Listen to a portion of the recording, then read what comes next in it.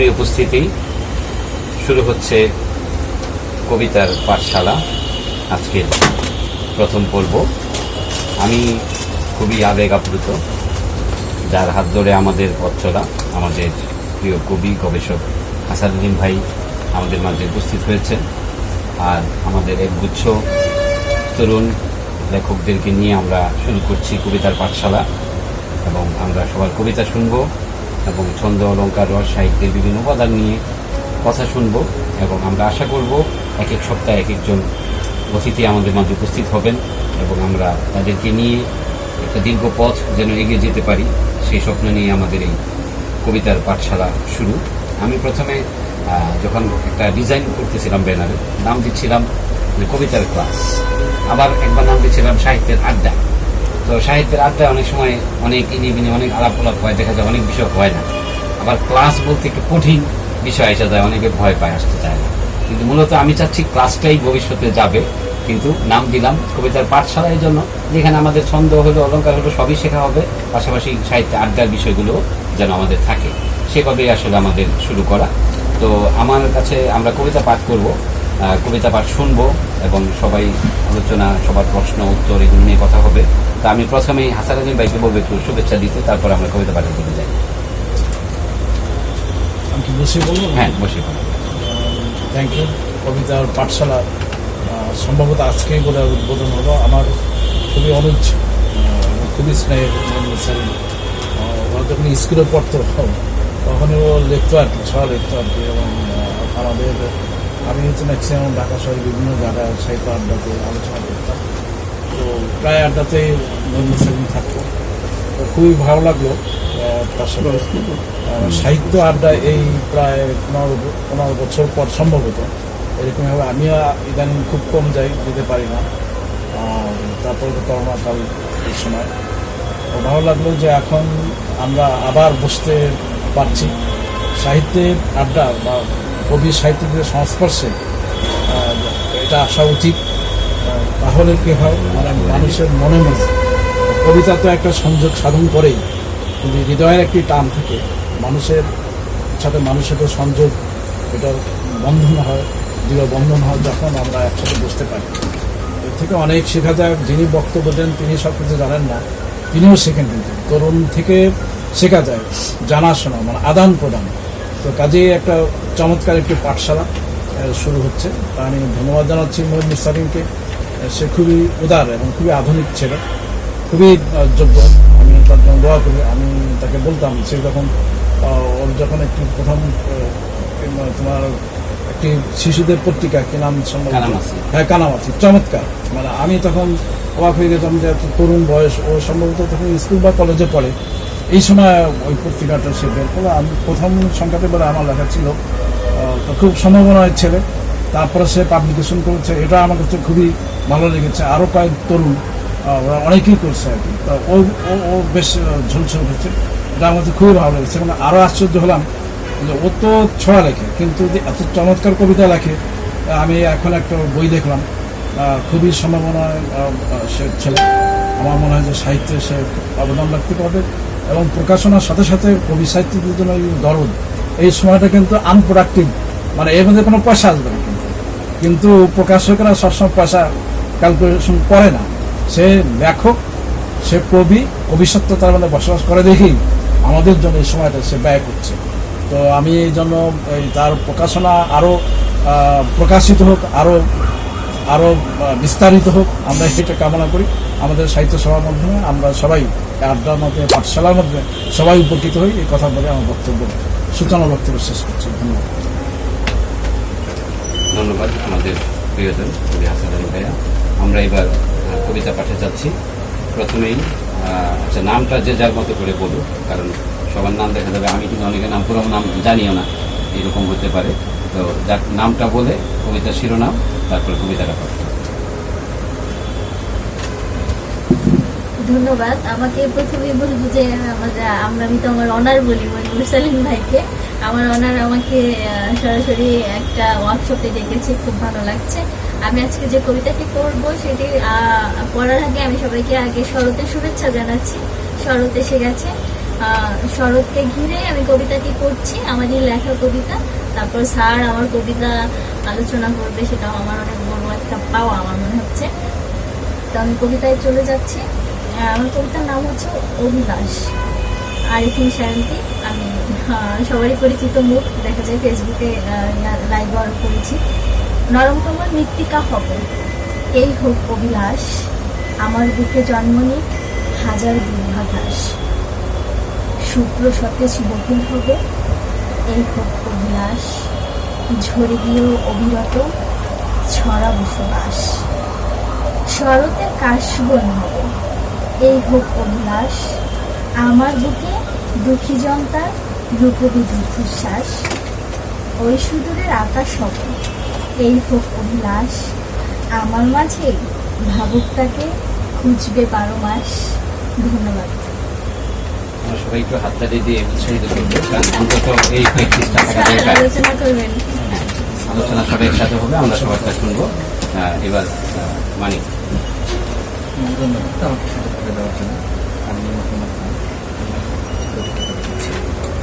জুড়ে কবিতাটির নাম অনুভব।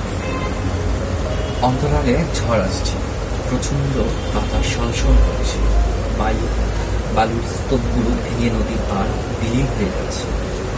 মেঘ গর্জনের দ্বীপের কুঠিরও কঙ্করিত হচ্ছে, সবুজ ঢেউ অন্তরালে বাজছে। এসবের মধ্যে বসে এসেছে বাচনভঙ্গি দৃষ্টিকোণে প্রকৃতিতত্ত্ব দেওয়া চক্ষুর পাপটির দৃষ্টিকোণ। আগমন যেন শরতের ভোরের ঘাসের জমেছে শিশির। রাত্রি প্রহরে বেলি ফুলের তেলে মস্তিষ্কের সন্নিকটের বুদ্ধি।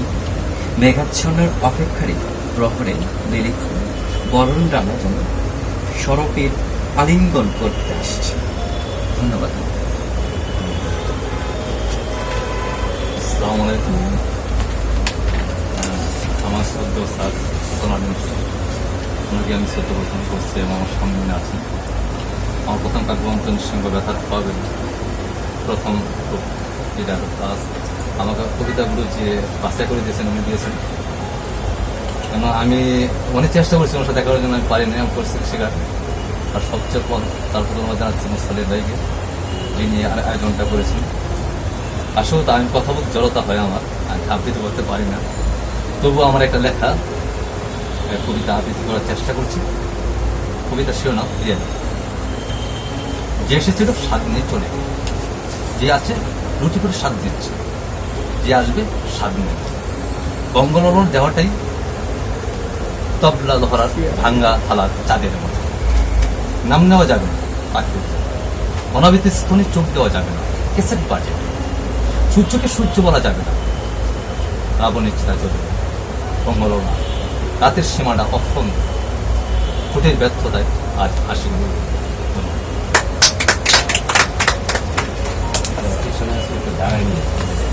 না না দেওয়া যাবে, সমস্যা দেখা যাবে না, তখন দাঁড়ালে একটু বেশি দেখা যাবে। দাঁড়াইলে মাথা সমস্যা হবে, হ্যাঁ মাথার সমস্যা আছে। বসে নিন, দেখতেছি। ধন্যবাদ আজকের উপস্থিত সবাইকে। আমি 3 স্টিলের কাজ করি, তো যার কারণে ব্যস্ততার কারণে আমার এর মধ্যে খুবই কম সময়ের মধ্যে রাত্রে জায়গা এগুলো লিখতে হয়, মানে তারপর আবার প্রতিদিন যায় ডিউটি করতে হয়। পরিচয় তো আমার নাম আব্দুল মান্নান, এমনি কাগজে আছে মান্নান মুবারক, এর মানুষের কাজে বইটি আমারই। আজকে যে কবিতা, এটা যে গাছ লুট। মানুষ যদি সৎ থাকিত, চুর হয়ে কি গাছ কাটিত? মানুষ যখন চুর হইল, বন তখন লুট হইল। কাঠ বিড়ালি শোকে কাঠ ফুটেছে, গাছের গোড়ায় জল জমেছে, চুরের জিহবায় পানি জমে এসেছে, বনের গাছ লুট হয়েছে। চুরের দেহে শক্তি বাড়িল, বনের দেহ নগ্ন করিল, চুরের বাড়িতে দালান উঠিল, বহিন জঙ্গল উজাড় হইল। গাছের যদি হাত থাকিত, থাবা দিয়ে চুর ধরিত। কাঠের যদি মুখ থাকিত, চুরের নাম ধরে ডাকিত। মানুষ কাটে ঘর বান্ধিল, রেঁধে খেয়ে আরাম করিল। মনের বৃক্ষ নিধন হইল, বাতাসে অক্সিজেনের অভাব হইল। ধন্যবাদ।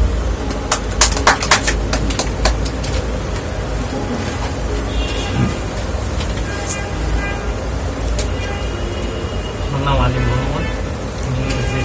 আবৃত্তি করতেছি। এটা 2006 সালে আমার প্রথম যৌবন কাব্য থেকে নেওয়া দ্বিতীয় কবিতা।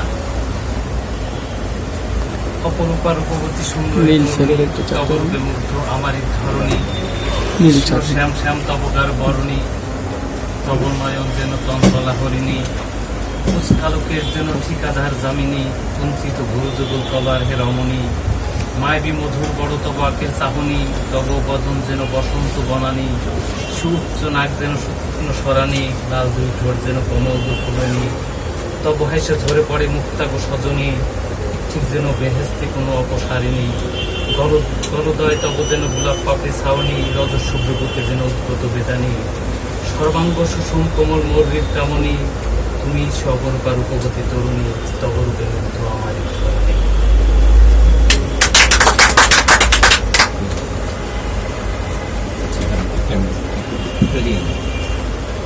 কবিতা আজকে ধন্যবাদ মহিম মোরসালিন ভাইকে। আমি আকাশ মিয়া। কবিতা শুনলাম কেটে যাবে সময় অনন্ত, নিগুড় বন্ধনে স্বচ্ছতার চাদরে, মাছ পানির গভীর আলিঙ্গনে, রাত পূর্ণ চাঁদের মোহমায়ায়, কেটে যাবে সময় অনন্ত। রাতের শরীর ছুঁয়ে সূর্যের আগমনের মতো জীবনের অন্ধকার ঘটিয়ে, সব অপেক্ষার অবসান ঘটিয়ে তুমি আসবে প্রেম প্রতীক্ষা, কেটে যাবে সময় অনন্ত।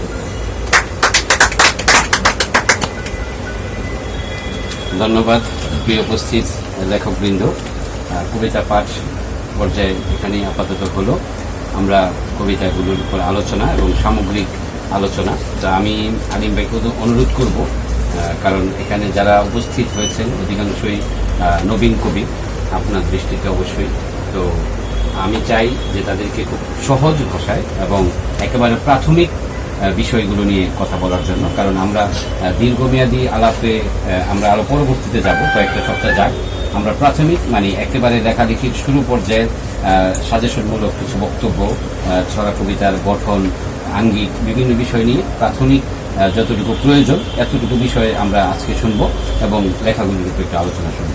তো আলোচনা করছেন এবং আজকে আমাদের যিনি প্রশিক্ষক, আলোচক, কবি এবং গবেষক হাসান আলিম ভাই, উনি করবেন। আমি আশা করব লিমা একটু হেল্প করব। কাছে আসুন।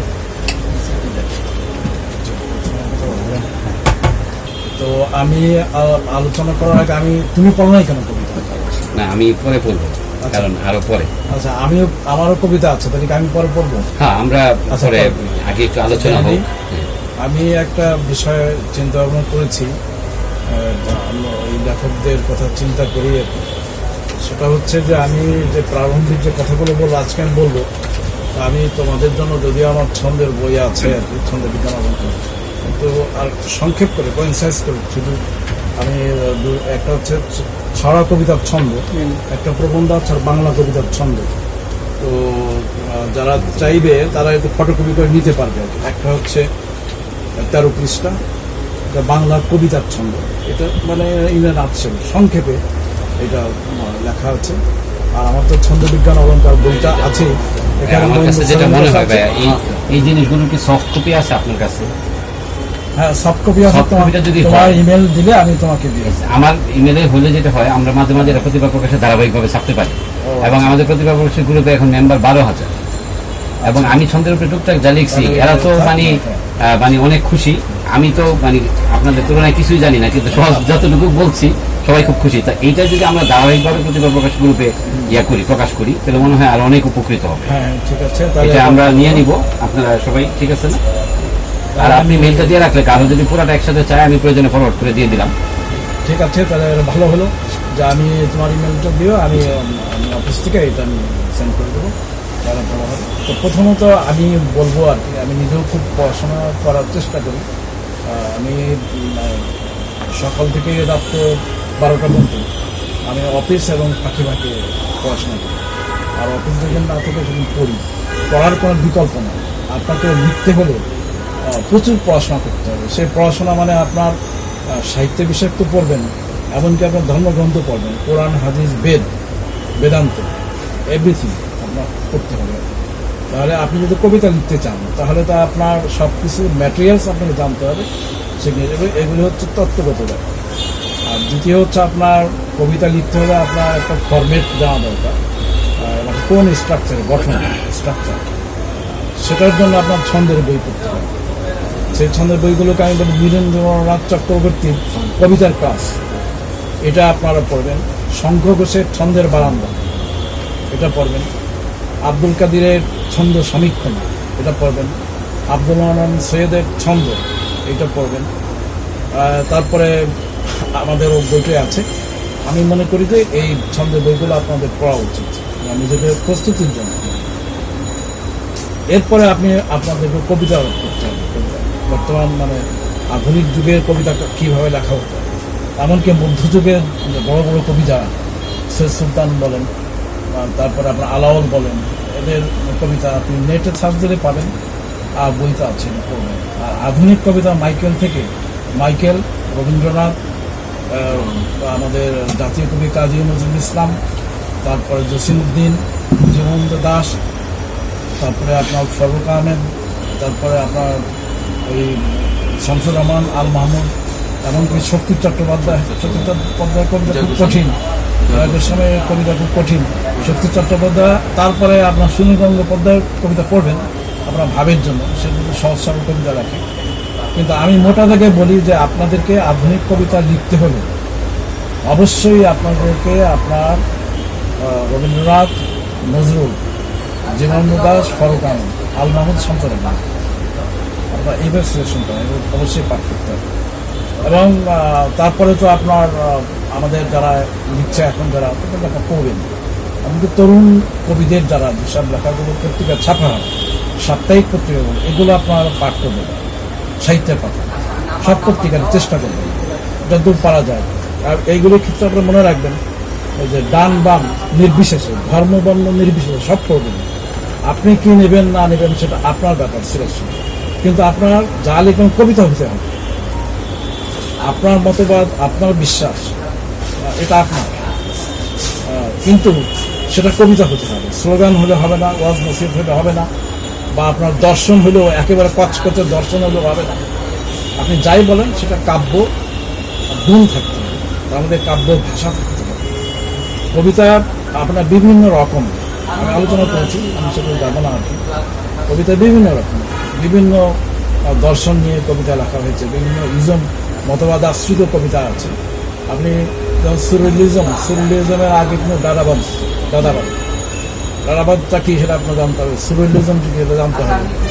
তারপরে আপনি আপনার ম্যাজিক রিয়েলিজমটা কি, জাদু বাস্তবতা কি, বা আমাদের কাব্য নজেজাটা কি সেটা কি, কিউবিজমটা কি, হ্যাঁ, এই সব বিষয়গুলো আপনার জানতে হবে।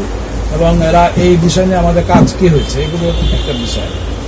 আর এই জন্য আপনার কবিতার যে তত্ত্বগত ব্যাপারটা, এই বিষয়গুলো আপনাদেরকে পড়াশোনা করতে হবে। যদি আপনারা সামনে অগ্রসর হতে চান কবিতার ক্ষেত্রে, যদি অবদান রাখতে চান, একটা বিষয় খেয়াল রাখতে হবে যে কবিতা বা সাহিত্য আন্দোলন কিন্তু একটা অ্যামেচার না, যে আপনি খণ্ডকালীন কোনো সময় ব্যাপার না, জীবন ব্যাপী জীবন পাঠ করে নিতে হবে, তাহলে এদিকে আসতে হবে।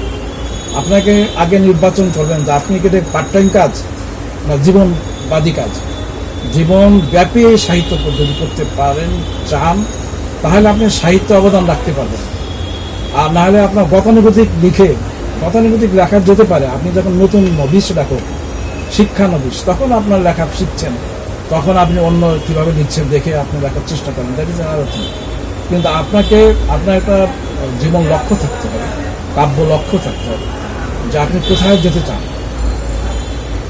সাহিত্যের বিভিন্ন অঙ্গন আছে, কিন্তু এখানে সবাই আজকে ছড়া কবিতা পাঠ করেছেন, এই জন্য আমি সাহিত্যের এই ধারাটি নিয়ে আমি বলছি আর কি, যে এগুলো আপনার ধরুন ছোটো গল্প বলেন, উপন্যাস বলেন, সেগুলো ফর্মুলা কিন্তু একটা ভিন্ন জিনিস। আর কবিতার জন্য সবচেয়ে বড় যে জিনিস, ব্যবসার জন্য টাকা পয়সা লাগে, টাকা হচ্ছে পুঁজি, এই পুঁজি না হলে আপনি ব্যবসা হবে। আর কবিতা লেখা পুঁজি হচ্ছে ভাব। আপনি যদি ভাবুক না হন, ইমোশন, আবেগ না থাকে, কবিতা পাবেন। আপনি ছন্দের বিজ্ঞানী হতে পারবেন, বা ইতিহাসবিদ হতে পারবেন। বাংলা সাহিত্যের ইতিহাস আপনার ভালো জানা আছে, আপনার ছন্দ স্ট্রাকচার খুব ভালো জানা আছে, আপনি একজন বিজ্ঞও খেতে পারবেন, কিন্তু আপনার যদি আবেগ না থাকে, ভাবনা থাকে, তাহলে তো আপনি পারবেন না, কবিতা লিখতে পারবেন না। তাহলে তো বাংলা প্রফেসররা সবাই কবি হবে, কিন্তু যার মধ্যে আবেগ আছে এবং ছন্দ জানেন তিনি আপনার সার্থক কবি হতে পারবেন বলে আমার বিশ্বাস। কারণ আপনাকে ছন্দ জানতে হবে, এরপর আপনি ছন্দ ভাঙবেন, যদি ছন্দ ভাঙতে চান ছন্দ জানতে হবে, ভাঙতে হবে। কিন্তু তার আগে যে পুঁজিটা, ব্যবসার যে টাকা পয়সা লাগে, আর কবিতার পুঁজি হচ্ছে আবেগ বা ভাব বা ইমোশন, মুড। এইটা না থাকলে আপনি কবিতা লিখতে পারবেন না, সার্থক হবে। ভিতর থেকে স্পন্টেনিয়াস আসতে হবে, spontaneous overflow of the powerful feelings. এইটা হচ্ছে কবিতা। স্বতঃস্ফূর্ত অনুভব গুচ্ছের প্রবাহমানতা, স্বতঃস্ফূর্ত অনুভব গুচ্ছের প্রবাহমানতা, এটা হচ্ছে কবিতা। অথবা best words in the best order, নন্দিত শব্দের নন্দিত বিন্যাস, এটা হচ্ছে কবিতা। তো এক এক রকম। আবার কবিতা হচ্ছে সুসংবদ্ধ কথামালা, বিভিন্ন রকম কবিতা, বিভিন্ন রকম ডেফিনেশন শেষ নাই আর কি, এক একজন এক এক রকম দেন। তবে আপনাকে আমাকে জানতে হবে এটা যে একজন কবি তিনি কিন্তু স্রষ্টার ইচ্ছায় লেখেন। কিন্তু আপনার কবিতা কিন্তু ইচ্ছা করে আপনি লিখতে পারবেন না, যদি আবেগ না থাকে, আপনার যে ভাব না আসে, ইমোশন না আসে, ভালো কবিতা, উত্তীর্ণ কবিতা হবে না।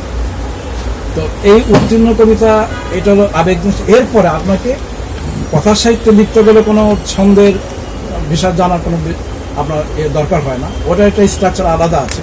কিন্তু কবিতা লিখতে হলে প্রতিটি পংক্তিরই আপনার মিটার আছে, পর্ব আছে, পর্বর আগে আপনার বহুত কিছু আছে। এর সবচেয়ে রুট হচ্ছে আপনার ধ্বনি বা ধ্বনিতা, হ্যাঁ, ফনোলজি। এটাকে শব্দ কীভাবে উৎপন্ন হয়, প্রতিটি শব্দের ইউনিট কী, এই ইউনিটের পরে কিন্তু আবার ডিপেন্ড করে আপনার সিলেবল বা দল। সিলেবল কি, দল কি, এগুলো আমার বইতে বিস্তারিত আলোচনা আছে, আপনারা দেখবেন। তাহলে আপনি এই যে এখানে অনেকেই আজকে সর্বোচ্চ ছন্দে বা কেউ কেউ অন্তর্নির্ভর কবিতা লিখেছেন, মাত্রাবিদ্যা লিখেছেন, অনেকেরই আপনার লেখা বেশ ভালো, কিন্তু কিছু কিছু ভুল আছে, যাতে মাত্রা কম বেশি আছে। তো এটা দোষের না, যারা নতুন নবিশ লেখক, এটা হতেই পারে। এই জন্য আমি আগে যে কথাগুলো বললাম যে আপনার নীরেন্দ্রনাথ চক্রবর্তী কবিতা ক্লাস করেন, তা আপনার ছন্দ ছন্দের বারান্দা পড়েন, আব্দুল রহমান সাহেবের ছন্দের বই পড়েন, বইয়ের নামে ছন্দ, আর ছন্দ সমীক্ষণ করেন আব্দুল কাদিরের। তারপর আমরা যারা লিখছি আমাদের বই পড়েন, পড়লে সবচেয়ে ছন্দের মানে সবচেয়ে বড় গবেষক হচ্ছেন প্রবোধচন্দ্র সেন। উনি প্রায় 16টি বই লিখেছেন। এইটা বই পড়ে আবার অবশ্য আপনার নতুন লেখক তারা বুঝবেন, ওটা খুব কঠিন।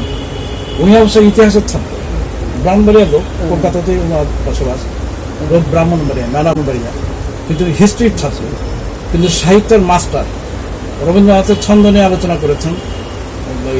কাজী নজরুল ইসলামের বিদ্রোহ কবিতা, এই কবিতা যে আপনার আলাদা, যে উনি যে মাত্রাবৃত্ত ছন্দের দ্বিপদী মুক্তক, এই কবিতাটি লিখেছেন নতুন। রবীন্দ্রনাথ লিখেছেন ত্রিপদী মুক্তক মাত্রাবৃত্তে, দ্বিপদী মুক্তক মাত্রাবৃত্তের প্রবর্তক হচ্ছেন কাজী নজরুল ইসলাম। এই কথা কে বলেছেন? এই কথা বললেন প্রবোধচন্দ্র সেন। আমি এ বইতে লেখার চেষ্টা করেছি, আমি ফর্মুলা সহ আলোচনা করেছি।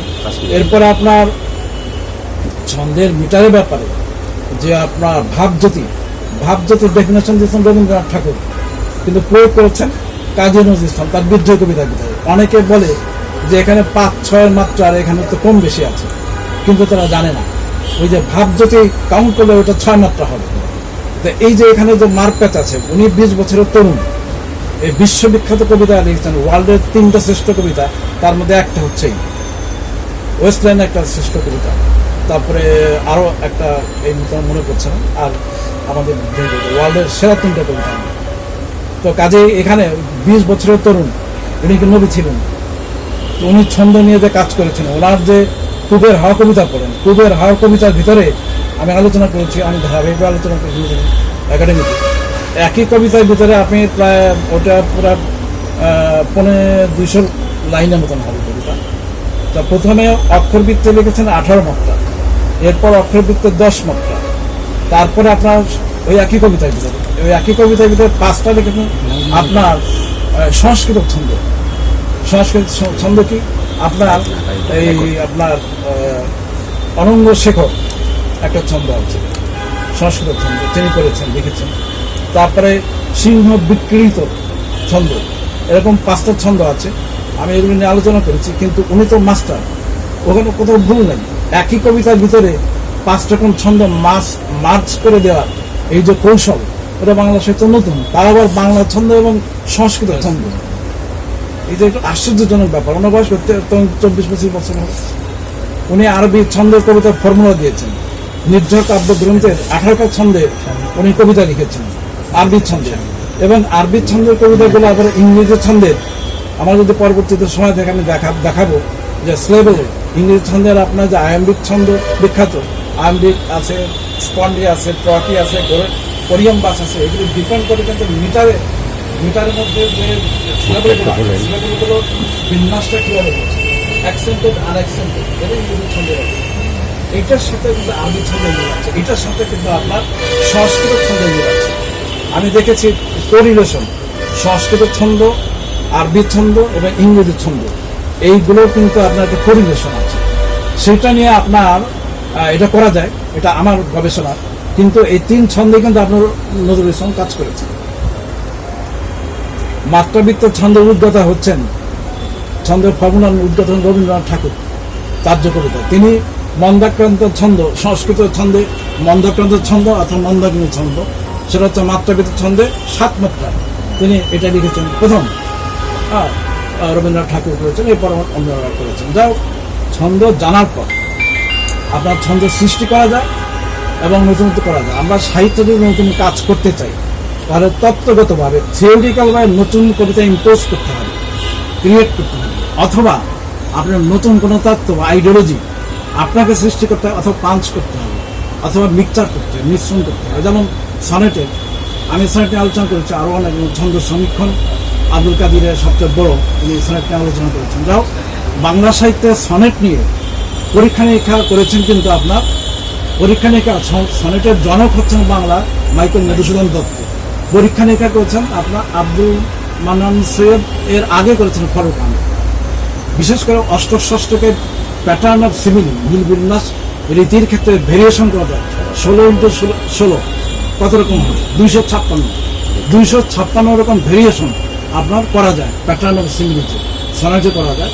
আবার আপনার স্বরবৃত্ত ছন্দের 4 মাত্রা, যদি আপনি পংক্তিতে 2টো করে আপনার যদি পর্ব থাকে, সেখানে কিন্তু 256 রকম ছন্দ হয়। আমি সেটা এই বইতে আলোচনা করেছি। 256 রকম ছন্দের ফর্মুলা ছক করে দেখিয়েছি। এভাবে কিন্তু নতুন ছন্দ করা যায়। আমি কিছু কিছু কবিতা, নতুন কবিতা লেখার চেষ্টা করেছি, কিন্তু 256 রকম কবিতা আমি লিখতে পারিনি, ফর্মুলা দিয়েছি। এটা বিরাট ব্যাপার। এই জন্য এই ক্ষেত্রে আপনারা যদি গবেষণা করেন নতুন পথ পেয়ে যাবেন। সাহিত্যের নতুন কিছু অবদান যদি আপনারা রাখতে চান, তাহলে ছন্দের ক্ষেত্রে অথবা তত্ত্বগত ক্ষেত্রে। তত্ত্বগত ক্ষেত্রে আমাদের সাহিত্যে কে কে কাজ করেছেন আমার বিবেচনায়, যে আপনার সুরিয়ালিজম বা পরবাস্তবতা নিয়ে আমাদের সাহিত্যে প্রথম কাজ করেছেন জীবনানন্দ দাশ, আমার দৃষ্টিতে জীবনানন্দ দাশ করেছেন এবং শামসুর রহমান করেছেন। এরপরে সম্পূর্ণভাবে করেছেন আব্দুল মান্নান সৈয়দ। আব্দুল মান্নান সৈয়দের 3টে কাব্যগ্রন্থ, আপনার পরাবাস্তবতা একটা কাব্যগ্রন্থ, এবং আরেকটা আছে মাস সিরিজ, আর একটা আছে আপনার জনবন্ধ কবিতা দিচ্ছ। এই 3টা, তার কবিতা অনেক আছে, সবই পরীক্ষামূলক এবং খুবই শক্তিশালী কবি, কবিদের কবি। সাধারণ লোকে তার কবিতা বোঝা খুব কষ্ট, যদিও তিনি সকল প্রশংসা তার। আব্দুল মান্নান সৈয়দ তার একটি সনেট কাব্যগ্রন্থ, বিশ্বাস আশ্রিত কবিতা, নবী রসুল বিশ্বাস ইত্যাদি করেছেন। সেখানে তিনি ছন্দ নিয়ে পরীক্ষা নিরীক্ষা করেছেন, সনেট ফর্ম নিয়ে কাজ করেছেন। তো এই যে বিষয়গুলো, আমার মনে হয় যে আমি যে কথাগুলো বলছি, এটা কি জন্য বলতেছি, যে আপনারা আমরা যারা নতুন কবিতা লেখা চাই, ইচ্ছা করি, তাহলে তাদেরকে আপনার পথ আছে। এইভাবে যদি আপনার হাঁটেন, তাহলে নতুন আপনার কবিতা দিতে পারবেন। আর শব্দ কাব্য ভাষা তো ভিন্ন জিনিস, সেটা তো আছেই। কাব্য ভাষার জন্য এক এক কবি থেকে আলাদা হয়ে যায়, চিত্রকল্পের জন্য এক এক কবি থেকে আলাদা হয়ে যায়। আপনার জসিমউদ্দিনকে কেউ কেউ বলে পল্লী কবি। পল্লী কবি মানে পল্লী বিষয় নিয়ে লিখেছেন, কিন্তু তিনি আধুনিক কবি। তিনি যে সব চিত্রকল্প সৃষ্টি করেছেন বাংলা সাহিত্যে একেবারে নতুন, ওই চিত্রকল্প আর কেউ করেননি। ওই জাতীয় রূপক, ওই জাতীয় আপনার জিনিসকে কাজ করেননি তার আগে, এবং তার চেয়ে আশ্চর্যজনকভাবে কাজ করেছেন তিনি হচ্ছেন আপনার জীবনানন্দ দাশ। তিনি হচ্ছেন চিত্রকল্পের সম্রাট হচ্ছে কাজী নজরুল ইসলাম, আর আপনার অলঙ্কারের সম্রাট বলা যায় আপনার জীবনানন্দ দাস। বিশেষ করে বিরোধমূলক অর্থালঙ্কার। অর্থালঙ্কার কত রকম আছে? সাদৃশ্যমূলক অর্থালঙ্কার, বৈসাদৃশ্যমূলক অর্থালঙ্কার। অর্থালঙ্কার মোটামুটি 6টা ভাগ আছে, আবার এগুলির মধ্যে প্রচুর আছে, এরকম করে 40টা আছে, 40-এর বেশি আছে। আপনার আমি আলোচনা করেছি এরকম 40টার মতো। তো এর মধ্যে আপনার জীবনানন্দ দাশ বিরোধমূলক যে অর্থালঙ্কার, এগুলি নিয়ে অনেক চিত্রকল্প কবিতা আছে। এবং তার কবিতা আপনার কবিদের কবিতা এবং অসম্ভব সুন্দর কবিতা তার জীবনানন্দ দাশ, আমার খুব ভালো লাগে। এবং তাদের কবিতা আপনার পড়বেন। আর শিশুতোষ এখানে যে ছড়া লিখেছেন, আমি এরপরে দিকে যাব। যারা ছড়া লিখতে চান, চিত্রকল্প সমৃদ্ধ চমৎকার ছড়া লিখতে চান, ছড়া এবং পদ্য ভিন্ন জিনিস। রবীন্দ্রনাথ ঠাকুর তিনি তার ম্যাক্সিমাম হচ্ছে পদ্য চমৎকার, কিন্তু আপনার তার মধ্যে চিত্রকল্পময় ছড়া কবিতা, কিশোর কবিতা কম আছে, এটা বেশি কিন্তু নজরুলের। আর আশ্চর্যজনকভাবে এগুলো সুন্দর, আশ্চর্যজনক সুন্দর হচ্ছে আপনার আল মাহমুদ এবং শামসুর রহমান। তারা যে শিশুতোষ সাহিত্য সৃষ্টি করেছেন, কিশোর কবিতা, এটা যদি আপনার পড়বেন, দেখবেন যে এর ভিতরে আপনার কীভাবে শিশুদের ভিতরেও শিশুতোষ কবিতার ভিতরে ছড়া ভিতরে কীভাবে চিত্রকল্প আপনার ঢুকাইছেন। কঠিন না, কিন্তু শুনতে ভালো লাগবে। এই কাজগুলো তারা নতুন করেছেন। এগুলোর উদ্গাতা মানে এগুলো সূচক হচ্ছেন এই কিশোর কবিতা চিত্রকল্পের সূচক বা আদি পিতা হচ্ছেন আমার দৃষ্টিতে কাজী নজরুল ইসলাম। তার আপনার কবিতাগুলো কিশোর কবিতা পড়ে দেখবেন, তার সাথে রবীন্দ্রনাথের মিল এবং অমিল কত। হ্যাঁ, রবীন্দ্রনাথ ঠাকুর তিনি আপনার সাহিত্যের বাণীর সম্রাট। তার কবিতা হচ্ছে বাণী প্রধান, মিষ্টি কবিতা, বাণী প্রধান। হ্যাঁ, মানে তার মধ্যে চিত্রকল্প অন্যরকম। বিশেষ করে আধ্যাত্মিকতা এবং পরমাত্মার যে আনন্দদায়ক যে খবর, বিশেষ করে তার গানগুলো, আপনারা রবীন্দ্রনাথের গান শুনবেন, তাহলে আপনারা তার আদর্শ না নেন বা নিতে পারেন, এটা আপনাদের ব্যাপার। আমি শুনি আর সেজন্য বলছি, কিছু মনে করেন না। আমি গান শুনি, বিশেষ করে রবীন্দ্রনাথ এবং নজরুলের গান শুনে, আধুনিক গানও শুনি, কিন্তু মানে চমৎকার আনন্দদায়ক গান আপনার রবীন্দ্রনাথ ঠাকুর লিখেছেন। এটা পাঠ করা দরকার আপনাদের। মানে সাধারণ কথার ভিতরে অসাধারণ, সাধারণ কথার মধ্যে অসাধারণ কথা ঢুকেছেন। আর নজরুল হচ্ছেন সাধারণ কথার মধ্যে অসাধারণ চিত্রকল্প সম্রাট, চিত্রকল্পের সম্রাট এবং গানের 18টা রাগের স্রষ্টা হচ্ছেন কাজী নজরুল ইসলাম। ভারত উপমহাদেশের মধ্যে 3-4 জন হচ্ছেন সেরা যারা নতুন রাগ তৈরি করেছেন, তার মধ্যে কাজী নজরুল ইসলাম। এবং তিনি ছন্দ নিয়ে পরীক্ষা করেছেন। আমি বলেছি তিনি বিদ্রোহী কবিতা কীভাবে ছন্দ পরীক্ষামূলক ছন্দ নিয়ে পরীক্ষা করেছেন, সেটা আমি বইতে আলোচনা করেছি। এটা বিদ্রোহী কবিতার পরে আমার একটা বই, বিদ্রোহী কবিতা নিয়েই একটা বই। তো এইটার মধ্যে এটা যদি এটা আমার মনে হয় যে আপনারাও সাহসী হবেন। আপনারাও যারা প্রবন্ধ লিখতে চান, নজরুল কেন, আপনি যদি জীবনানন্দ দাশ সঙ্গে লিখতে চান, আপনি যদি রবীন্দ্রনাথ ঠাকুরের সঙ্গে লিখতে চান, লিখবেন। যার যেটা সময় এবং পারমিশন সেটা উপর ডিপেন্ড করে। আপনার সমাজে যে অভাব হয় সেটা করবেন। বিশেষ করে আমি কিছু বিক্ষিপ্ত জীবনানন্দ দাশের পর আমি বেশ কিছু প্রবন্ধ লিখেছি, আব্দুল মানসুরের পর বেশ কিছু প্রবন্ধ লিখেছি। যদি এগুলি আবার একটু চিন্তা ভাবনা করে আলাদা আলাদা বই হতে পারে। তো যাই হোক, এটা ভিন্ন জিনিস। আমি এই প্রসঙ্গে আলোচনা প্রসঙ্গে নিজে কথা চলে আসছে, আপনার কিছু মনে করেন না। যেহেতু ওই বিষয়ে আমার একটু জানা আছে দেখে আমি এই কথাটা বলছি। তো এই জন্য আমাদের মনে রাখতে হবে যে ছন্দ আপনাদেরকে, আমাদের বাংলা সাহিত্যের ছন্দ রবীন্দ্রনাথের এবং মাইকেল মধুসূদন দত্তের আগেই কিন্তু আপনার অক্ষরবিচিত্র ছন্দের মধ্যযুগেই বা দোহা সাহিত্যে দোহা যে পদাবলী আছে সেগুলো আপনি দেখবেন যে অক্ষরবৃত্তের বিশেষ করে 14 মাত্রা কবিতা আছে। বাংলা সাহিত্যের ছাত্রদের আপনারা জানবেন, এটা দেখবেন আপনি। কিন্তু শুদ্ধভাবে সৃষ্টি যিনি করেছেন তিনি হচ্ছেন মাইকেল মধুসূদন দত্ত। এরপরে তো আপনার তিনি অনেক চর্চা করছেন, করেছেন। তো এক্ষেত্রে আজকে আমি এটা আপাতত বললাম।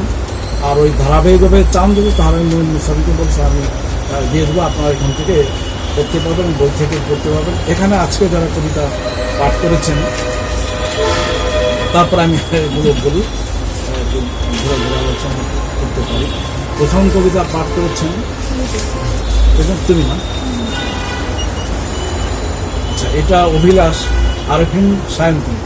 তোমার নামটা খুব কাব্যিক, কিন্তু কবিতার শিরোনামটা মানে ভালো।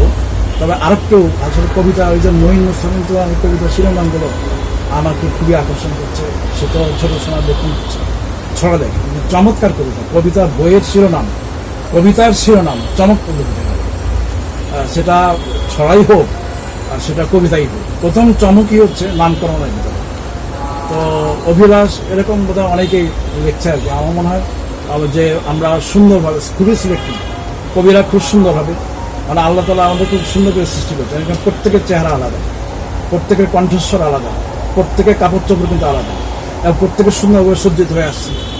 আমাদের শরীরে একটা স্ট্রাকচার আছে, 206খানা হাড্ডি আছে, তারা স্ট্রাকচার, হাত পা চোখ নাকের স্ট্রাকচার, আর অলঙ্কার হচ্ছে চিত্রকল্প, হচ্ছে আমাদের পোশাক আশাক সুন্দর করে সজ্জিত হয়ে আছে, আর রস হচ্ছে আমাদের কমিউনিকেশন।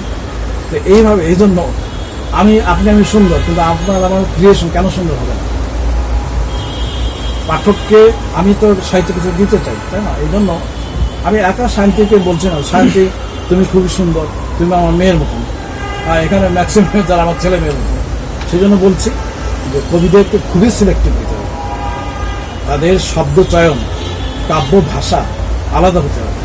এই যে জসিমউদ্দিনের কাব্য ভাষা আলাদা, একেবারে আলাদা, তিনি অত্যন্ত আধুনিক কবি। আপনি দেখেন জীবনানন্দ দাশের ঝরাপালক কাব্যগ্রন্থ, এই কবিতা বইয়ের প্রথম কবিতা বইয়ের অর্ধেক হচ্ছে আপনার নজরুলের অনুভব, একেবারে নজরুলের অনুভব, কিন্তু এরপরে টোটাল তিনি আলাদা হয়ে গেছেন। এরপরে বনলতা সেন বলেন, সাতটিতারা তিমির বলেন, নতুন জীবনানন্দ দাশ, নতুন কবিতা, নতুন চিত্রকল্প। আবার পড়বেন, পাঠ করবেন, দেখবেন কিভাবে সে বেরিয়ে আসছে নজরুল থেকে। নজরুল সে আক্রান্ত কেন হয়েছে? কারণ সে মাত্রার ভিতর 6 মাত্রা লিখেছেন, হিন্দু মুসলমান মিলনের কবিতা লিখেছে। আপনি যদি হিন্দু মুসলমান মিলনের কবিতা যদি 5 মাত্রায় লিখতেন তাহলে কিন্তু মিলত না। 6 মাত্রায় লিখছেন, 6 মাত্রা যদি মিলনের কবিতা লিখতে যান তাহলে আপনি নজরুলের মধ্যে ঢুকে যাবেন। বিদ্রোহের কবিতা লেখেন 6 মাত্রায়, আপনি নজরুল থেকে বেরোতে পারবেন না। এই জন্য শক্তিশালী যে পারবে, শক্তিশালী দেখেই জীবনানন্দ দাশ নজরুল থেকে আলাদা হতে পারছে। তারা দুজনে একই বয়সে, কিন্তু একজন 20 দশকে চিহ্নিত, উনি 30 দশকে চিহ্নিত, বয়স কিন্তু কাছাকাছি। একজন আপনার 98, 99, আর একজন 98, সম্ভবত এরকম 1-2 বছরের ছোট বড়। তো যাই হোক, কথা প্রসঙ্গে বলছি আর কি। এই কথাটা আমি আমাকে সবাই বলছি, আমি ছোট বোন বানিয়ে বলছি, তোমাকেই শুধু বলছি না, এটা আমার নিজের জন্য বলা। এইটা তুমি কবিতাটা ঠিক আছে, এখানে তুমি এটা যদি স্বরবৃত্ত ছন্দে 4 মাত্রায় লেখো তাহলে ভালো হয়। এখানে কিছুটা যেমন নরম কমলের, ঠিক আছে, নরম কমল এটা 4 মাত্রায় পড়বে। মৃত্তিকা হবে এখানে 5 হয়ে গেছে, যদি বেশি কাটে না মাত্রা, এটা 4 এবং 5 হচ্ছে, এভাবে নিষেধ করা যায়। এই হোক অভি, এখন এইটা আমি চিন্তা করছিলাম তুমি 6 মাত্রা দেখছো করে, কারণ ওই নরম কমল মৃত্তিকা হবে 6 হয়ে গেছে, ঠিক আছে। এই হোক অভিলাষকে তুমি মধ্যখণ্ডন করো তাহলে এটা 6 মাত্রা, এটা মাত্রা দিতে। কিন্তু পরের লাইনে দেখি না, আমার বুকে তো এটা 6 হয় না, এটা 5 হয়েছে। আবার এটা স্বরবৃত্তির গুণ, তাহলে 4। তুমি এটা স্বরবৃত্তি লিখেছ 4 মাত্রা, কিন্তু একটু মিশ্রণ হয়ে গেছে। সেই জন্য মাত্রাটা কিভাবে প্রতিটি পর্ব কাকে বলে, এবং পর্বে তুমি কোন ছন্দে লাগবা, কোন ছন্দ কয় মাত্রায় লাগবা। মাত্রাবৃত্ত স্বরবৃত্ত ছন্দ 3 মাত্রা আছে, 5 মাত্রা। প্রেমেন্দ্র মিত্রের নাম শুনেছেন, পড়েছেন। প্রেমেন্দ্র মিত্র কিন্তু 5 মাত্রার স্বরবৃত্ত চমৎকার কবিতা লিখেছে। আপনারা প্রেমেন্দ্র মিত্রের যারা ছড়া লেখেন, প্রেমেন্দ্র মিত্রের আপনার কবিতা পড়া উচিত। তিনি 5 মাত্রার সার্থক কবিতা লিখেছেন, হ্যাঁ, সুন্দর কবিতা, সেটা পড়া দরকার, কিভাবে তিনি 5 মাত্রায় কাজ করেছেন। আমার দ্বিতীয় কাব্যগ্রন্থ নিঃসঙ্গনীলা, আমি এখানে 5 মাত্রার স্বরবৃত্ত ছন্দে কিছু কবিতা লিখেছি। ছন্দে যদি আপনার সচেতন হন তাহলে কাজ করতে পারবেন। এটা আমার দ্বিতীয় কাব্যগ্রন্থ, আমি যখন ছাত্র আর কি। আচ্ছা, যা হোক, এভাবে শুভ্র সাথে তোমার কবিতা খুবই চমৎকার। ওই সুদূরের আকাশ হব, কল্পনা থাকা ভালো। ওই সুদূরের আকাশ হব, এই হোক অভিলাষ, আমার মাঝে ভাবুক তাকে খুঁজবো 12 মাস। অন্তর্মণিগুলো সুন্দর আছে, তোমার অন্তর্মণিগুলো আপনার কাটেনি। এটা অভিলাষ, দুর্বাঘাস মিল আছে, অভিলাষ আবার সুবাস, ছড়াবো সুবাস। এই যে তোমার পর্বের মাত্রাগুলো একটু কম বেশি হয়েছে। এটা কিভাবে হয়, কাউন্ট করতে হয়, এটা আলাদা ক্লাস লাগবে। আমি তখন বলছি আর কি, এটা বোর্ড থাকে যদি বা খাতা থাকে একে, তাহলে তোমাদেরকে এটা মনে হয়। তুমি সবচেয়ে বড়, তুমি যদি ছন্দ প্রথম না জানো, তুমি গানের মতন তাল ঠিক আছে কিনা, তাল কেটে গেলে মনে করো যে ছন্দে গড়মিল আছে, তাল আছে একটা, প্রতিটি পদে তাল ঠিক থাকলে তাহলে মনে করো ছন্দ ঠিক আছে, সেটা স্বরবৃত্তে 4ই হোক 5 হোক, ওটা কিন্তু একটা তাল আছে। আর অক্ষরবৃত্ত আরো কঠিন, সেটা সেটা হিসাব আলাদা, যেহেতু এখানে অক্ষরবৃত্তে কেউ লেখো নেই, এই জন্য ওই প্রসঙ্গে আলোচনা করছি না, ওটা আর একদিন করবো। তো যাই হোক, মাত্রাবৃত্ত এবং স্বরবৃত্তের ছন্দে মাত্রাবৃত্তে 5 মাত্রাও লেখে, মাত্রাবৃত্তে 4 মাত্রাও লেখা হয়, মাত্রাবৃত্তে বেশি লেখা হয়তো 6 মাত্রা। নজরুল লিখেছেন, ফররুখ লিখেছেন, তারপর গোলাম মুস্তফা লিখেছেন, এবং রবীন্দ্রনাথ ঠাকুর লিখেছেন। রবীন্দ্রনাথ ঠাকুর কিন্তু মাত্রাবৃত্ত ছন্দের উদ্গাতা, এটা মনে রাখতে হবে। মাত্রাবৃত্ত ছন্দের উদ্গাতা হচ্ছে রবীন্দ্রনাথ ঠাকুর, বুঝছেন?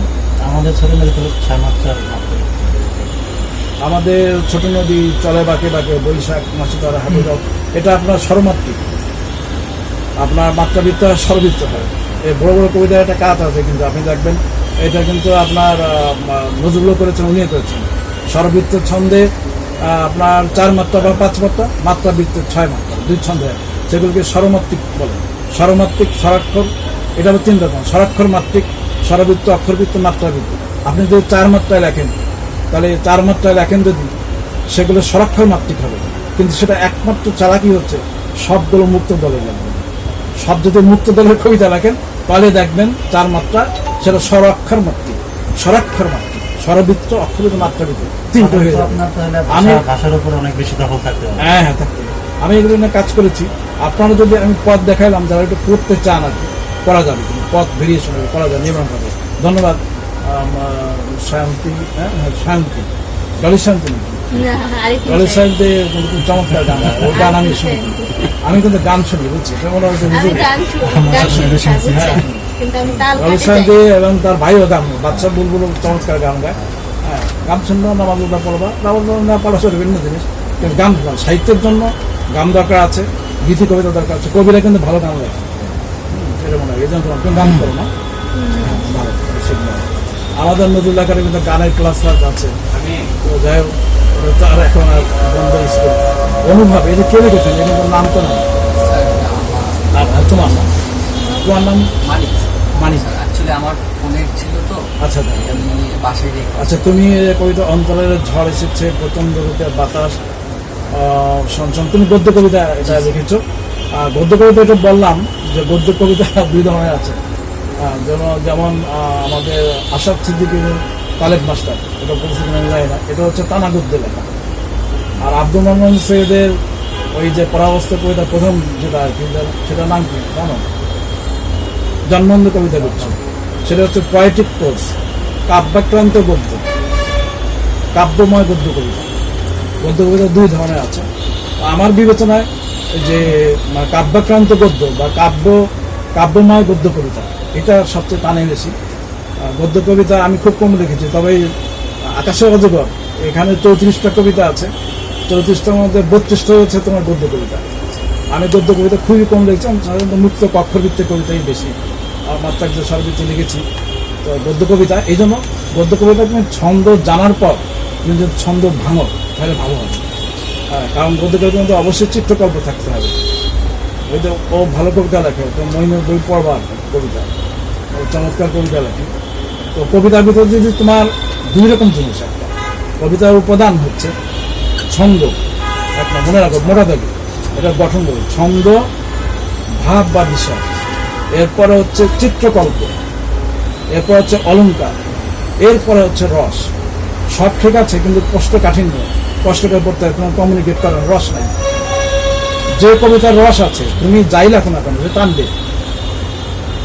সেজন্য গদ্য কবিতার যদি রস থাকে, সেটা নাটকের মতন, সেটা গল্পের মতন রস থাকতে হবে, অথবা চিত্রকল্পময় চমৎকার শব্দের সংযোজন, এই বিষয়গুলো যদি থাকে তাহলে তুমি পথ পাইছো। এই জন্য তোমাকে বেশি বেশি করে তুমি জীবনানন্দ দাস পড়ো, তোমাকে জীবনানন্দ দাস, আব্দুল মান্নান সৈয়দ, তারপরে শামসুর রহমান এবং আল মাহমুদ, এটা পাঠ করো। এবং সমস্যা তো অনেকে দেখে এরা গদ্য কবিতা কিভাবে দেখে, দেখবে এবং লেখা উচিত, জানা পাবে। দেখবা যে ফররুখ আহমেদ দেখবেন, মাছ পানির গভীর আলিঙ্গনে রাত পূর্ণ চাঁদের মহামায়া কেটে যায় সোনার অনন্তকাল।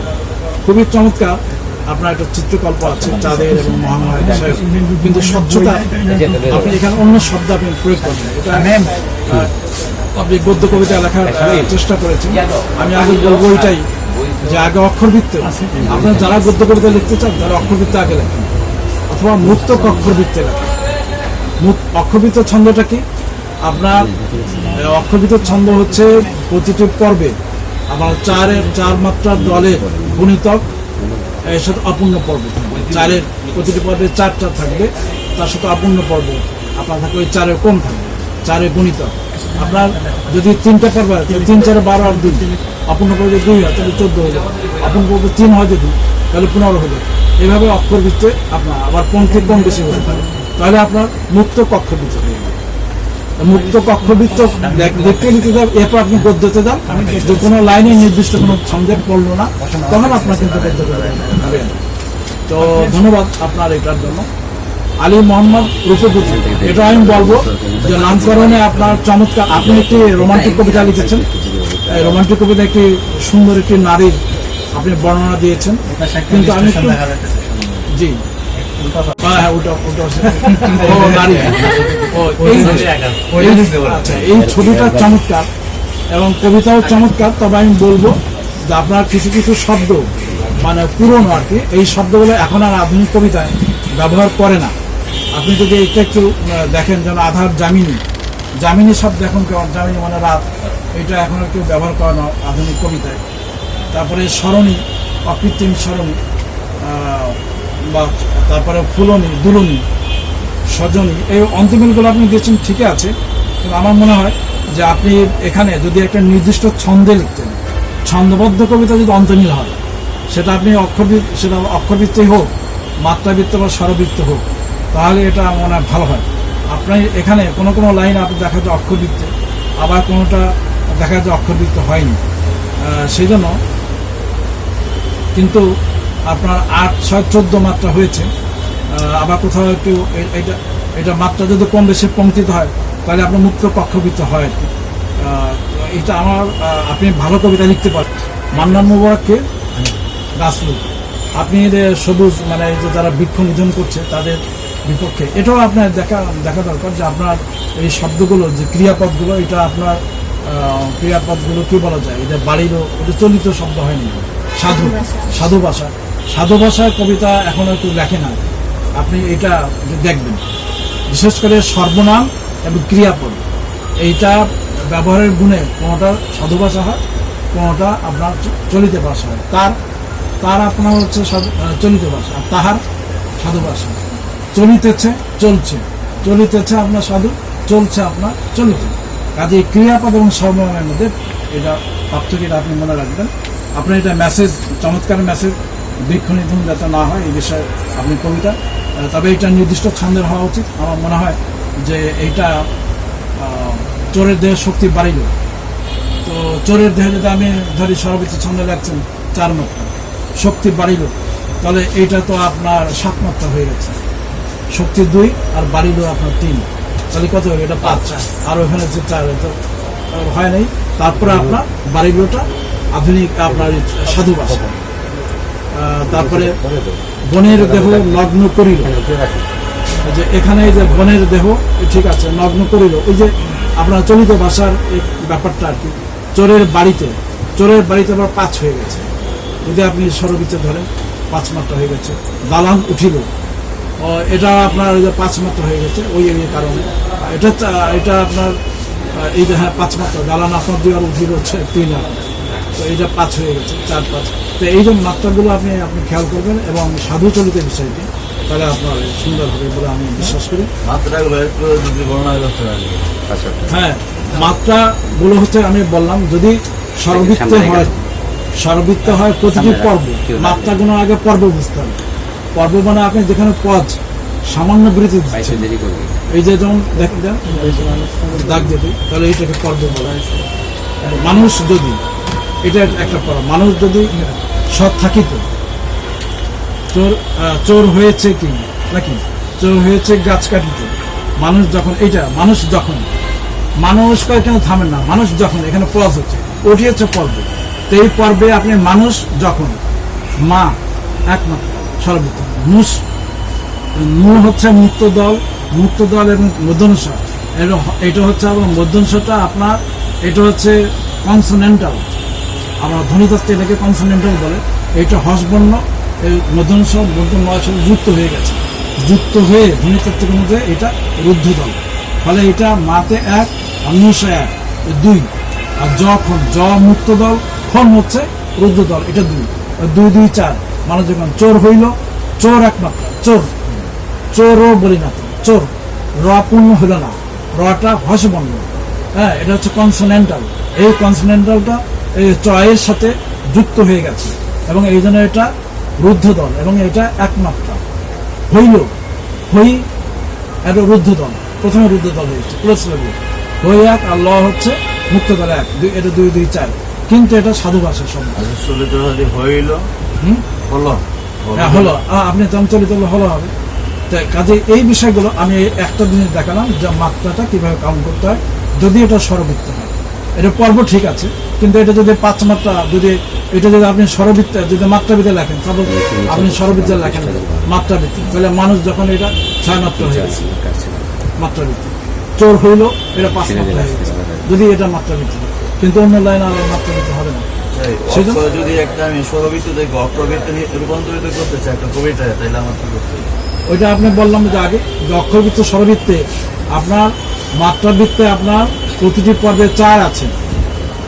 হ্যাঁ, 4 আছে। যদি মাত্রাবৃত্ত এবং স্বরবৃত্ত এক করতে চান, স্বরবৃত্তে 4 আছে, মাত্রাবৃত্তে 4 আছে, তাহলে 4টা লিখবেন সব। অথবা মাত্রাবৃত্তে 6 হচ্ছে, স্বরবৃত্তে 4 হইতে হবে, তাহলে সেটাও মাত্রাবৃত্ত হবে। কিন্তু 6 4 কিভাবে হবে সেটা ওই রুদ্ধদল। রুদ্ধদল আপনার মাত্রাবৃত্তে হচ্ছে 2 মাত্রা আর স্বরবৃত্তে হচ্ছে 1 মাত্রা। কাজেই কোন শব্দ যদি রুদ্ধদল হয় তাহলে মাত্রাবৃত্ত 2 হবে আর স্বরবৃত্ত হবে 1। ফলে প্রতিটি পর্বে 2 আর 1 এভাবে গুণ বেড়ে যাবে, 6 একবার 6 হবে, ওর হবে 4, তাহলে এটা স্বরমাত্রিক হবে, স্বরবৃত্ত হবে মাত্রা স্বরমাত্রিক। হ্যাঁ, ওই বিষয়গুলো আপনার কঠিন, আগে নির্দিষ্ট করেন, আগে নির্দিষ্ট এটা ছন্দে রাখেন আগে। বেশি নামাইছেন না মনে প্রিয় উপস্থিতি, আমাদের সাথে লেখাপাঠ পর্ব শেষ পর্যায়ে এসে আসলে আমাদের সাথে যোগ হয়েছেন।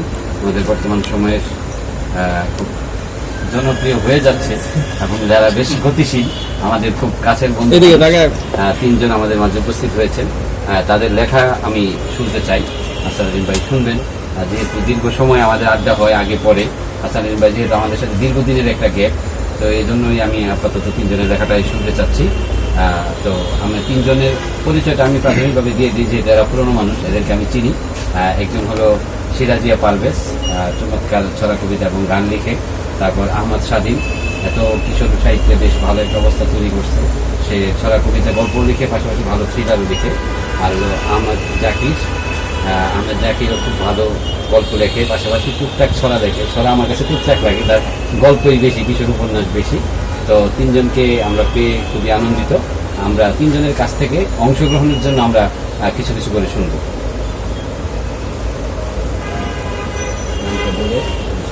আমি সিরাজিয়া পারভেজ, মূর্খ নিখিলের বড় মামা পরিতোষ পান্ডা, বাসাদার ঢাকাতেই বাসাবুকি মান্ডা, শখে যিনি পুষছেন রকমারি অশ্ব, যার পিছে ঢালছেন ধন সর্বস্ব, সব কিছু খেয়েছেন যা চেয়েছে চিত্ত, অশ্বের ডিম খেতে তাই ঢালে বৃত্ত, যদি তিনি জানতেন নিচে এই শব্দ, তাহলে কি হতে হয় অযথাই জব্দ। ধন্যবাদ। এটা শুনি আর কি, এটা চমৎকার কবিতা, স্বরবৃত্ত লিখেছেন ছন্দে ভূমি। ধন্যবাদ। আমি আহমদ স্বাধীন একটি কিশোর কবিতা পড়ছি, শিরোনাম আস্ত একটা ছুটি। সুজা হও স্বাধীন, এটা আছে মাইকে আমার কথা শুনে না, তোমার কথা শুনে, কারণ হাত। শিরোনাম আস্ত একটা ছুটি।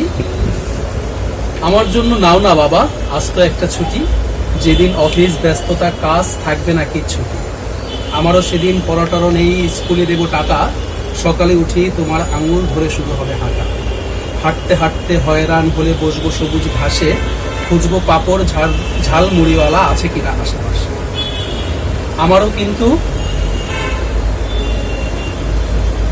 আমায় কিন্তু বারণ করো না, যেটা পাই তাই খাবো, তোমাকে কি আর প্রতিদিন পাই, প্রতিদিন বড় পাবো, এরপরে যাব রিকশায় চড়ে, বাসে খুব ভিড় থাকে, খুব কাছে বসে দেখবো তোমায়, হয়তো দেখার ফাঁকে বলবে আমায়, কোথায় যাবি রে, যাওয়া যায় কোন দিক, তোমাকে পাওয়ার খুশিতে আমার চারপাশ ঝিঁকি। বলবো যেদিকে ইচ্ছে তোমার, খোলা প্রান্তর মাঠ কিংবা নদীর কিনারে যেখানে কলা পাতা ঘেরা ঘাট, নিয়ে যেতে পারো ফড়িং ধরতে ধনচে ক্ষেতের আলে, তুমিও কিন্তু কিশোর হবে সেই ছুটির সকালে। তোমার আর আমার বয়স তখন একদম কাছাকাছি, আমি হব নীল প্রজাপতি আর তুমি হবে মৌমাছি। উড়বো ঘুরবো ছুটবো ফুটবো ফুল ও ঘুড়ির মতো, একটা ছুটির দিনে ঘুচে যাবে হাজার দিনের ফটো। নাও না বাবা আমার জন্য একটা ছুটির দিন, দৈনন্দিন প্রয়োজন ভুলে পুরো বন্ধনহীন। এটা খুব চমৎকার কবিতা, এবং উনি আপনার এটা স্বরবৃত্ত ছন্দে 4 মাত্রা, মাত্রাবৃত্ত ছন্দে 6 মাত্রা। আপনারা বলে দেবেন এক জায়গায় আপনার ছন্দে কি আছে, সেই কি জানো, সেই ছুটিটা না কি জানো, ওইখানে 5 হয়ে গেছে। আর আপনার সেই ছুটিতে সম্ভবত এটা 3 বা 4 আছে, যদি ওইটা সংশোধন না করলে স্বরমাত্রিক ছন্দ। ধন্যবাদ আপনাকে, চমৎকার চমৎকার। আমার আসলে কিছুই নাই, তো আমি একটা মুখস্থ ছাড়াই বরাবরের মতো শিরোনাম মা ও আমি। আমার মায়ের যত আদর সব মিলিয়ে আমি, আমার কাছে মা দামি আর মায়ের কাছে আমি। মায়ের আঁচল ধরে আমি ডাকি যখন ওমা, মা বোঝে ঠিক ডাকের ভাষা, মাদেন গালে চুমা। রাত্রে যখন ঘুম আসে না, আধার লাগে ভয়, ভয় তারাতে মায়ের তখন অন্ন পুত্র। মায়ের আদর নিয়ে আমি মায়ের বুকে সুখী, আমার হাসি বিচ্ছিরি ফুল মার কাছে চাঁদমুখী। মায়ের সকল ভাবনা মাঝেও সবচেয়ে বেশি আমি, আমার কাছে মা দামি আর মায়ের কাছে আমি। চমৎকার কবিতা। মাইকটা ওনার হাতে দাও, ভাইয়ের হাতে দাও, নাহলে রেকর্ড হবে না, আওয়াজ শোনা যাবে না। এটা চমৎকার কবিতা আপনি লিখেছেন, এবং মাকে নিয়ে খুব উত্তীর্ণ কবিতা, পুজোর কবিতা, এবং এটা আপনি স্বরবৃত্তের ছন্দে 4 মাত্রা লিখেছেন, ছন্দে কোনো ভুল নেই।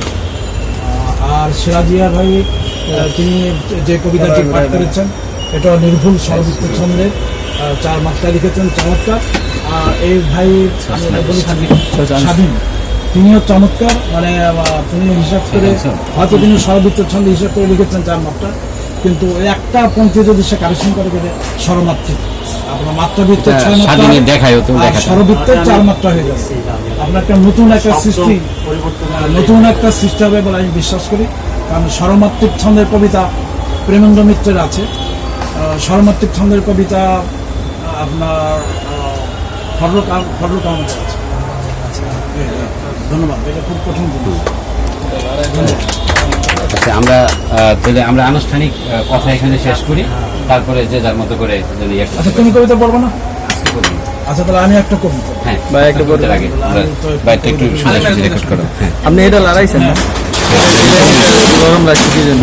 নিচে করছি, নিচে করতেছি না, অনেক নিচে করছি না। গদ্য কবিতা আমি খুব কম লিখি। কবিতাটির নাম আমি এক জলময়ূর। জলময়ূরের মতো তুমি ডিম পেড়ে চলে গেলে, নারী ছেঁড়া ধন রেখে তুমি গিয়েছিলে তেপান্তরে, আমি আঁকড়ে রেখেছিলাম বুকের মানি, তারপর এসেছিল। জলময়ূর, আমি এখন ডিম ফোটা বাচ্চাকে আগলে রাখি, তুমি থেকেও না থাকা বুঝে, তোমাকে আসর করে রেখেছে বজ্জিনেরা রাজাজি। তুমি আমাকে এখনো দূরে রাখো, আমার খুশবুতে থুতু দাও, শাক ছিঁড়ে ফেলো, মধ্যরাতের ডাকক আমাকে জাগিয়ে দেয়, আমার ক্ষরণ হয়, তুমি বিষ ঢালো। ঘোষণা শেষ করে জলময়ূরী, একবার তুমি চলে গিয়েছিলে, অথচ আজ আমাকে তাড়িয়ে দিলে আন্না বাচ্চা সব। আমি তো জলময়ূর, কুসুম শাবক পাখনায় করে নেমে পড়েছি খোদার দুনিয়ায়। আমি আমৃত্যু আপত্ত স্নেহে রেশমি রোয়াল টাঙিয়ে দিয়েছি, আমি ভীত নই। আমি আমার সন্তান সন্ততি বুকের বাগানে লুকিয়ে নিয়ে উড়াল দিয়েছি। তুমি ভালো থেকো জলময়ূরী, আমাকে আর পাবে না পাইতে। অসাধারণ। ধন্যবাদ প্রিয় উপস্থিতি।